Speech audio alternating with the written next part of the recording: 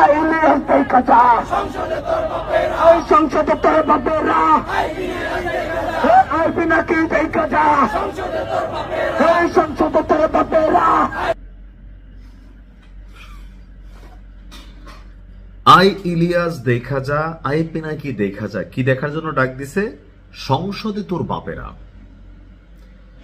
5ই August আগবর্তী আর পরবর্তী সময়ে সাংবাদিক ইলিয়াস এবং পিনাকি ভট্টাচার্য বিএনপি এবং জামাতের নেতাকর্মীদের কাছে পূজনীয় ছিলেন, কারণ যেই সময়টাতে আওয়ামী লীগের বিরুদ্ধে কথা বলাটা কষ্টকর ছিল, সেই সময়ে সাংবাদিক ইলিয়াস এবং পিনাকি কথা বলতেন। তো বিএনপির সকল নেতাকর্মীরা মনে করত তারা বিএনপির পক্ষে কথা বলছে, বাট 5ই আগস্ট পরবর্তী সময়ে পিনাকি এবং সাংবাদিক ইলিয়াসের যে অবস্থান ছিল সেটা ছিল আসলে জামাতের পক্ষে।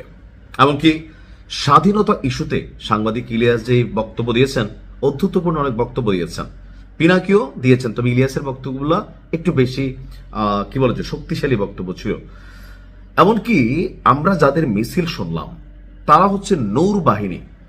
গতকালকে পরশুদিন সম্ভবত পিনাকির বাড়ির সামনে একটা আপনারা মিছিল দেখেছেন, আর আজকে রাজপথে প্রকাশ্যে সাংবাদিক ইলিয়াস এবং পিনাকির বিরুদ্ধে ভিপি নূরের যে সমর্থকরা আছেন তারা এই মিছিল করলেন। আসলে কেন? সরকার গঠনের আগ পর্যন্ত বা 5ই আগস্টের আগ পর্যন্ত ভিপি নূর, সাংবাদিক ইলিয়াস তারা সবাই একটা কোরাম ছিল সরকারকে পতন করানোর জন্য।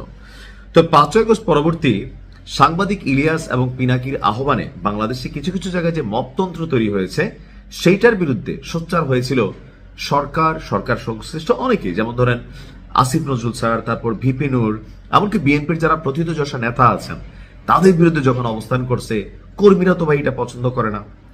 এখন ভিপি নূর যেহেতু এমপি নির্বাচিত হয়ে গেছে, তখন তার সমর্থকদের মধ্যে একটা উল্লাস তৈরি হয়েছে, সাহস তৈরি হয়েছে।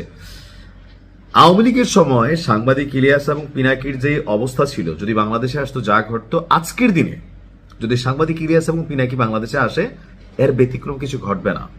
কেন হচ্ছে যে তারা পুরা তারেক রহমান, শুধুমাত্র শহীদ প্রেসিডেন্ট জিয়াউর রহমান, বেগম খালেদা জিয়া ছাড়া বিএনপির মহাসচিব থেকে শুরু করে একদম যতটুকু আছে জনাব তারেক রহমানকেও পিনাকি অনেক বক্তব্য দিয়েছে। তো ভিপি নূরকেও নিয়ে দিয়েছে।